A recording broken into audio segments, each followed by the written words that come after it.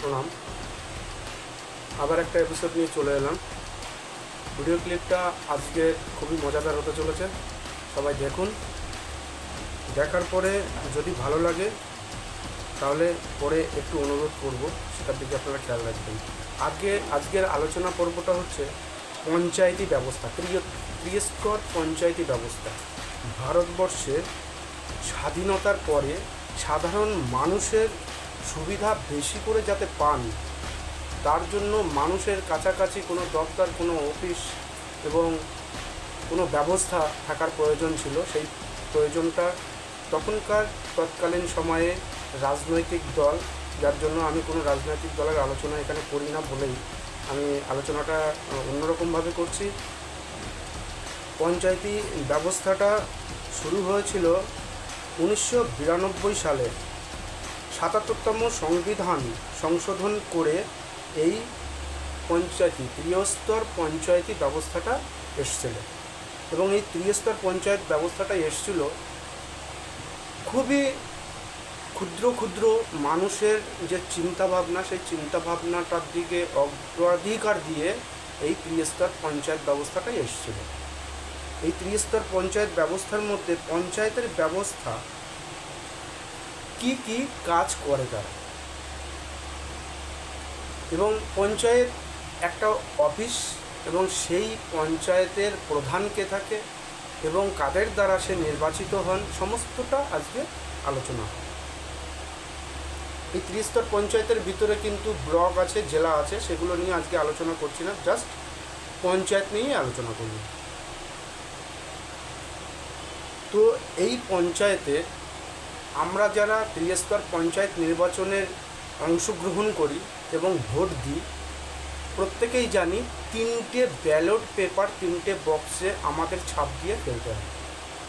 সেই 3টে ব্যালট পেপারের মধ্যে একটা থাকে পঞ্চায়েতের মেম্বারের জন্য, মানে পঞ্চায়েতের সদস্য, একটা থাকে ব্লক স্তরের সদস্যের জন্য, আর একটা থাকে জেলা স্তরের সদস্যের জন্য।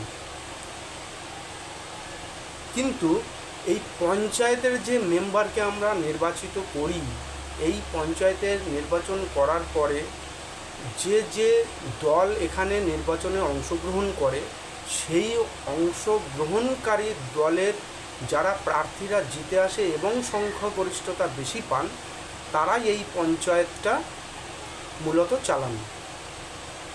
এই পঞ্চায়েতের মেম্বারদের ভিতরে সংখ্যাগরিষ্ঠতায় যারা থাকেন, তাদের থেকেই নির্বাচিত হয়ে আসেন একজন প্রতিনিধি।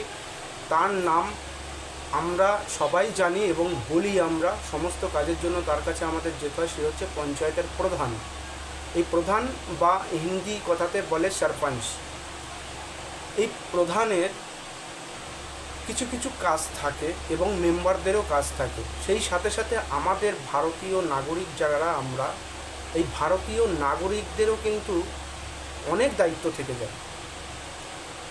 যেহেতু আমি প্রথমেই বলেছি, পঞ্চায়েত বা সাধারণ মানুষের ক্ষুদ্র ক্ষুদ্র চিন্তাভাবনা এবং সুবিধা পাওয়ানোর জন্য এই পঞ্চায়েত ব্যবস্থা তৈরি হয়েছিল। তো সেই পঞ্চায়েত ব্যবস্থায় ক্ষুদ্র ক্ষুদ্র সাধারণ মানুষের স্বার্থের দিকে তাকিয়ে যদি তৈরি হয়ে থাকে, তাহলে আজকে পঞ্চায়েতে গেলেই আমরা বিগত 15 বছরের যে সরকার ছিল বা তার আগের সরকারও ছিল, কিছু কিছু সময় কিছু কিছু ক্ষেত্রে আমাদের এটা দেখতে হয়েছে যে আপনার এলাকার অমুক মানুষের একটা লিখিত নিয়ে আসুন, বা আপনি কোথায় থাকেন, তার পরিচিতি কী আছে, এরকম নানান ধরনের। কিন্তু সেই ব্যবস্থা থেকে বেরিয়ে এসে এখন হয়েছে আধার কার্ড, ভোটার আই কার্ড, এগুলো নিয়ে গেলে কাজ হয়ে যায়। এবং পঞ্চায়েত ব্যবস্থার আরও উন্নতি করেছে। উন্নতি করার ফলে এটা হয়েছে যে অনলাইন ব্যবস্থায় সার্টিফিকেট পাওয়া যায়, কি আপনার রেসিডেন্সিয়াল হোক কিংবা আপনার ইনকাম সার্টিফিকেট, যেগুলো সাধারণত প্রয়োজন হয় মানুষের। সেই জায়গা থেকে কিছু কিছু কাজ, প্রধান কাজ থাকে, যে এই প্রধান সাহেব প্রত্যেকটা গ্রামের একটা টাকা অ্যালট হন, এবং অ্যালট হলে সেই টাকার গ্রামের প্রধান থেকে সমস্ত মেম্বারের কোটাতে গ্রামগুলোর উন্নয়নের স্বার্থে কাজে লাগানোর জন্য এই টাকাগুলো বন্টন করেন। সাথে থাকেন বিডিওর একজন অফিসার, সে থেকে এটা পরিচালনা করেন। পঞ্চায়েতের প্রধান কাজ, একদম প্রথমে প্রধান কাজগুলো যেগুলো প্রাধান্য পায় সেগুলোর মধ্যে যেমন জল নিকাশি ব্যবস্থা, রাস্তার সোলার সিস্টেম তৈরি করে এবং সোলার সিস্টেম লাগিয়ে একটা লাইটের ব্যবস্থা, এবং আশেপাশের মানুষের যাদের অনেক প্রয়োজন থাকে ছোট ছোট কাজ, সেগুলো খোঁজ নেওয়া এবং তাদের সেই কাজগুলো করে দেওয়া এবং তাদের যাতে সুবিধা হয় সেই জন্য এগিয়ে আসা। তো এখন এটা নিয়ে আমি কেন আলোচনা করছি সেটাও তো আপনাদের ভাবতে হবে। এটা তো সাধারণ কথা, যেগুলো বললাম সেগুলো সবাই জানে। আমি এই জন্য করছি যে বিগত 15 বছরের যে সরকার ছিল, প্রাক্তন সরকার, সেই সরকারের আন্ডারে যারা প্রধান ছিল, মেম্বার ছিল এবং তাদের সঙ্গে যারা সাধারণ মানুষ জড়িয়ে ছিল, তারাই একমাত্র শুধু এই সুবিধাগুলো ভোগ করেছে। আদার্স যারা অন্যান্য দলের লোক ছিল বা অন্যান্য যারা কোনো খোঁজ খবর এইসব বিষয়ে রাখতেন না, তারা কিন্তু এই সুবিধাগুলো থেকে বঞ্চিত হয়েছে। যেমন রাস্তাটা আমার এলাকার কেমন আছে সেটাও দেখার দায়িত্ব পঞ্চায়েতের মেম্বার বা প্রধানের। তো যে টাকা অনুদান হচ্ছে এবং অ্যালট হচ্ছে একটা পঞ্চায়েতে, সেই পঞ্চায়েতের প্রধান সঠিকভাবে সেই টাকা এলাকার মধ্যে কাজ করছে কি না সেটা দেখার জন্য ব্লক স্তরের একজন অফিসার ওখানে নিয়োগ থাকেন। তো সেই ব্লক অফিসার এবং পঞ্চায়েতের মেম্বার এবং প্রধান থেকে যে কাজগুলো করছে সেগুলো দেখার জন্যও কিন্তু দায়িত্ব সাধারণ মানুষকে রাখা হয়েছে। কেমন?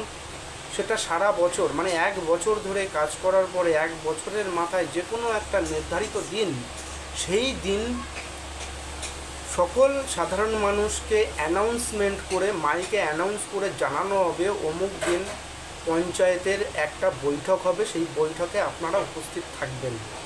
কিন্তু সেটার ধারে না এখনকার পঞ্চায়েতরা, জানি না কী কারণ। সেখানে শুধু যে কি কাজ হয়েছে সেটা নিয়ে আলোচনা হয় না, এবং পরবর্তী কাজ, ওই সাথে সাথে আগামীতে যে কাজ হবে এবং কত টাকা অনুদান আসছে, সেই টাকার কি কাজ আমরা করতে পারবো সেটা নিয়েও কিন্তু আলোচিত হয়। তো আপনাদের এটা প্রথমেই বুঝতে হবে আলোচনার কারণটা কি। আপনারা বা আমরা, আমাদের মতো সাধারণ মানুষ এলাকার মধ্যে কি কাজ হচ্ছে, কত টাকার কাজ হচ্ছে, সেটা যাতে আমরা জানতে পারি, এবং যদি ভুল কাজ হয় এবং ভুল টাকা অ্যালটমেন্ট হয়ে অন্য জায়গাতে সেই কাজটা হয়ে যায়, এরকম অনেক কাজ হয়েছে, যার জন্য আমি আলোচনাটা করছি। তো এরকম যদি কোথাও হয়ে যায়, সেইটার প্রতিবাদ করে সঠিক জায়গাতে কাজটা করা এবং সঠিক টাকাটা কাজে লাগানো, যেন কারোর পকেটস্থ টাকাটা না হয়ে যায়। তো এখন বন্ধুরা, যে কথাটা আমি প্রথমে বলতে চেয়েছিলাম, যে পঞ্চায়েত স্তরের যে প্রধান কাজগুলো, তার মধ্যে থেকে 15 বছর ধরে আমরা সাধারণ মানুষ কিন্তু আমাদের নিজেদের দায়িত্ব থেকে বেরিয়ে এসেছি। এই বেরিয়ে আসার দরুন যত দুষ্কৃতকারী এবং পকেটস্থ করা মানুষ নিজেদের স্বার্থ ছাড়া সাধারণ মানুষের কোনো দিন চিন্তা করেন না, তেমন ব্যক্তিরা এই পঞ্চায়েত ত্রিস্তরীয় পঞ্চায়েতের আন্ডারে যারা কাজ করছেন, তাদের সঙ্গে যুক্ত হয়ে সমস্ত দুর্নীতি কাজ সমস্তগুলো করে এসছে। তো বন্ধুরা, আপনারা আশা করি সচেতন হবেন, সচেতন হয়ে সমস্ত দিকটাতে নজর রাখবেন, এবং পঞ্চায়েতের প্রধান এবং মেম্বার সবাইকে আপনারা জিজ্ঞাসা করবেন বছরের শেষে কবে সেই বৈঠকটা হবে, এবং সেই বৈঠকে আমরা অংশগ্রহণ করব। সর্বদলীয় এবং সর্বধর্ম সমন্বয়ে এই বৈঠকটা হয়।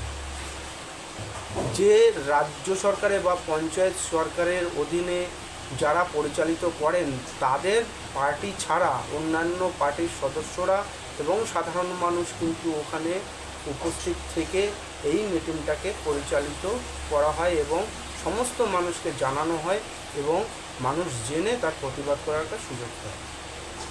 তো সেই জায়গা থেকে আমরা নিজেরাই বঞ্চিত হয়েছি, কারণ আমরা কোনো খোঁজখবর রাখি না, নিজেদের অনেক কাজকর্ম থাকে, সেই জন্য আমরা সময় দিতেও পারি না।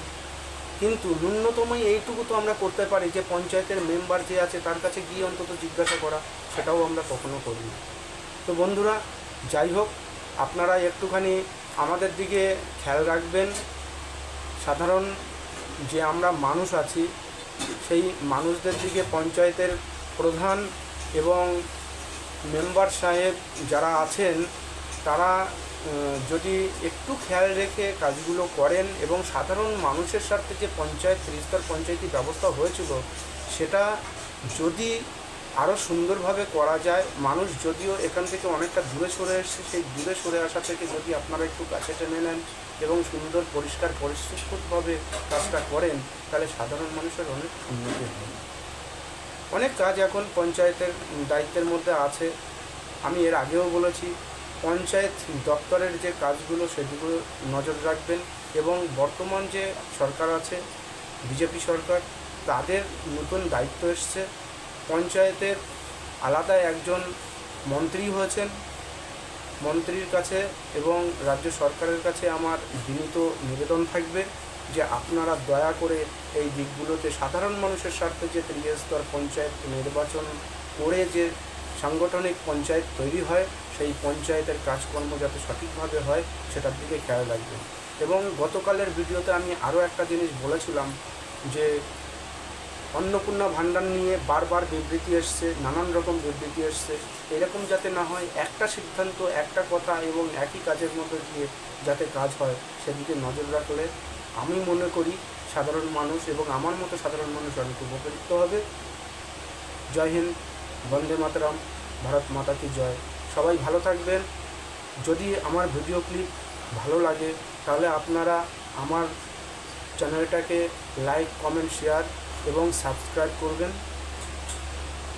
তাহলে আমার একটু উদ্যোগটা বাড়বে যাতে আমি আরও ভালো ভালো ভিডিও আপনাদের কাছে দিতে পারি। নমস্কার, ভালো থাকবেন।